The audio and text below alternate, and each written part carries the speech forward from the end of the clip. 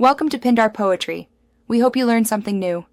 You start now by powering down and unplugging, then wait about 10 minutes so internal capacitors settle.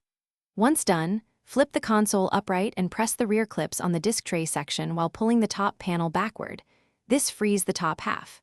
Make sure to use a plastic pry tool at the seam and work slowly from rear to front to avoid snapping clips. You want controlled pressure. If it resists, stop and recheck every clip so nothing breaks. Once the outer shell is removed, you'll see the metal shielding and screws. Use the correct Torx driver, T10 or T9, and remove the 6 screws in sequence. After screws are out, lift the shield straight up, slowly, because ribbon cables run beneath. Make sure to identify each cable and its connector. You'll gently release locking tabs and slide ribbons out. If a connector resists, press the tiny latch. Don't yank, because ribbon damage is the common cause of failure. Finish by removing the drive assembly and any remaining screws while supporting heavier components so they don't fall. You should label screws and small parts as you go and place them in separate containers. This saves time and prevents mistakes during reassembly.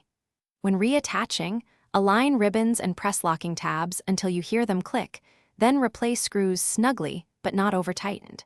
If the console doesn't boot afterward, recheck ribbon seating and screw order.